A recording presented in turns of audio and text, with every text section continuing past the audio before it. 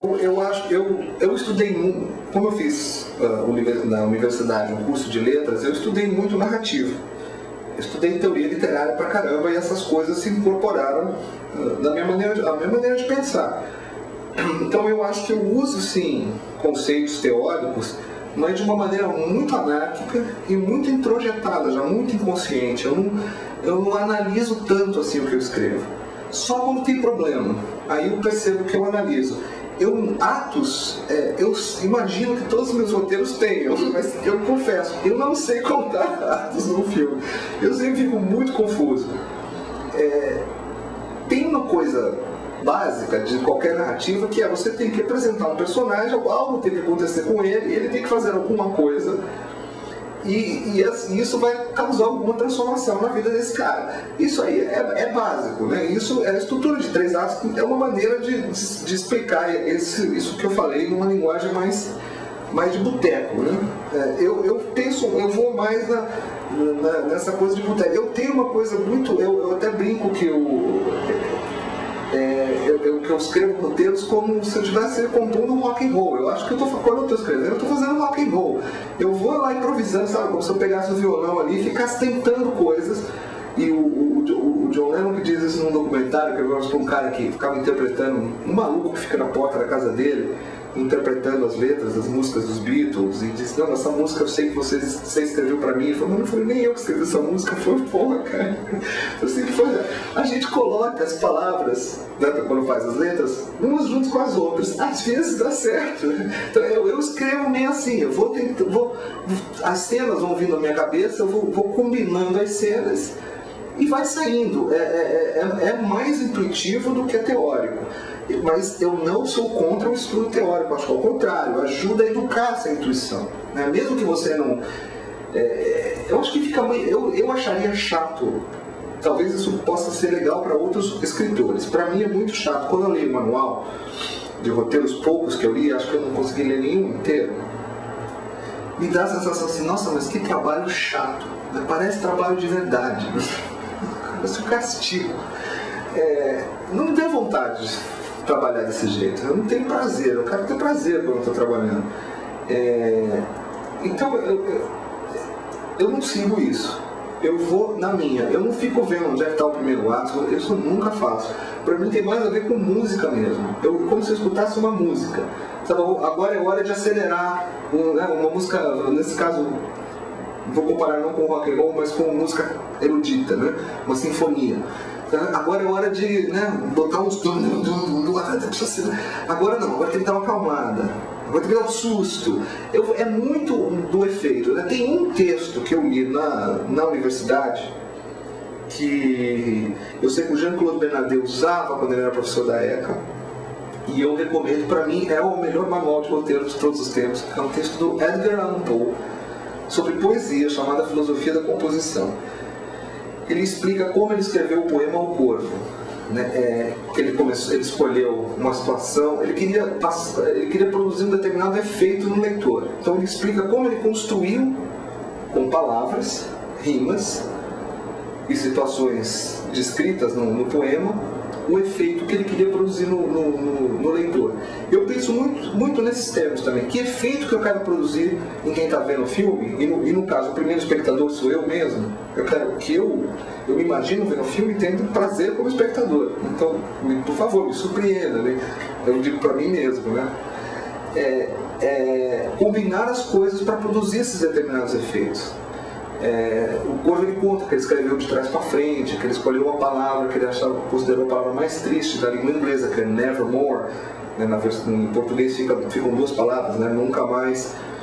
É muito interessante, eu recomendo para todo mundo que está começando a estudar roteiro de cinema, ler esse texto, que apesar de não ter a ver, de ser um texto sobre poesia e não sobre cinema, foi escrito certamente antes de entrar em cinema. Para mim ajuda muito essa ideia de composição, né? Então eu trabalho muito com isso, com essa ideia de composição, mas não é muito matemático, é mais intuitivo. É uma sensação, mas isso está cansando, estou me cansando, não estou tendo prazer nisso, então tem algum problema. Então ou eu jogo isso fora ou eu transformo isso, entendeu? É mais por aí. Agora, tem um livro que eu li que eu não incluo na categoria manual, que eu li recentemente, eu não tinha lido antes por preconceito, por achar que era mais um manual, que é o livro Story, do Robert McKee, que esse eu li com muito prazer, e esse passa a sensação contrária dos manuais. Assim, que trabalho legal e gostoso, apesar das angústias, é o trabalho criativo de escrever um filme.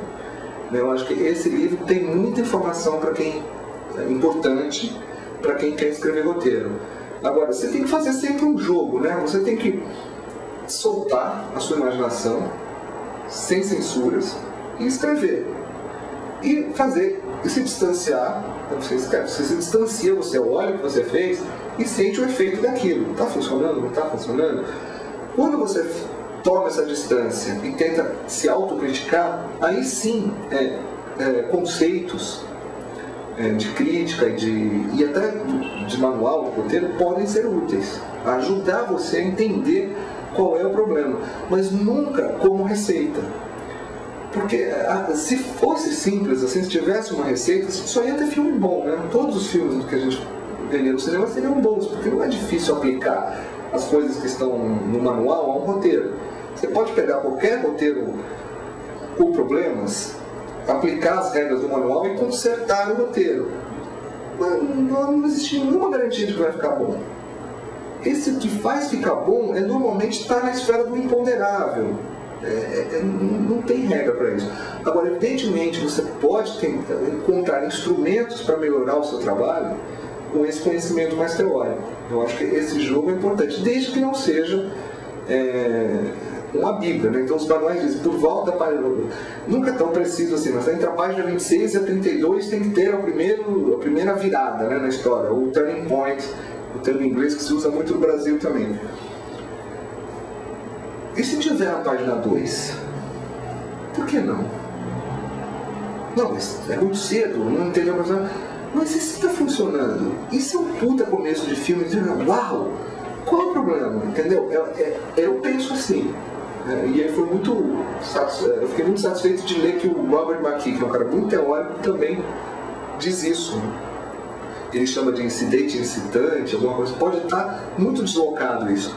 Via de regra, ocorre mais ou menos na página 30 de um roteiro. Mas não quer dizer que se ocorrer na página 50 ou na 2, não vai funcionar. É que você fazendo isso, você tem que encontrar um novo equilíbrio. É tudo uma questão de composição. Você pega os roteiros do Tarantino, por exemplo, como o Cães de Aluguel e o Pulp Fiction, são roteiros que não se encaixam nessa chamada dramaturgia clássica dos 3 atos. Você pode até fazer uma ginástica mental e falar, não, mas isso aqui é o primeiro, tá bom. É verdade. Fizeram com Cidade de Deus também, não, mas você tem um filme, você tem como se fosse 3 filmes, cada um tem 3 atos no Cidade de Deus. Pode ser, mas eu não pensei nisso. Não pode ser que tenha mesmo. Não acho que seja relevante concluir se tem ou se não tem. O importante é que funcione. O importante é que eu consegui encontrar um equilíbrio entre as partes do filme, entre as coisas que acontecem, de maneira que gera um movimento, um efeito de avalanche. A coisa vai sempre para frente. Isso é o que importa. Que você consiga criar esse efeito de avalanche. Começa a rolar uma bola que você está descontrolada e quem está vendo não consegue tirar os olhos da tela. Você pode fazer isso sendo... você pode aperfeiçoar o seu roteiro para conseguir esse efeito usando coisas que estão nos manuais. Mas você não pode se prender a eles de uma maneira férrea, porque às vezes, sem querer, você pode ter criado uma coisa ali, uma possibilidade de composição dramatúrgica, que não está descrita no manual. E funciona. O Tarantino fez isso. Ele tem uma coisa muito teatral nos roteiros dele, ele joga muito com tensão e relaxamento. É uma coisa engraçada aí, num tiro morre alguém. Ele joga muito com isso, com surpresas, e você fica, eu pelo menos acho primoroso o trabalho dele.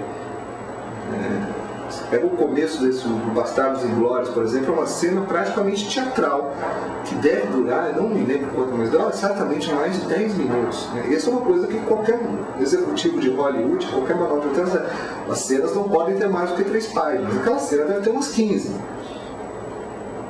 Eu não consegui piscar daquela cena.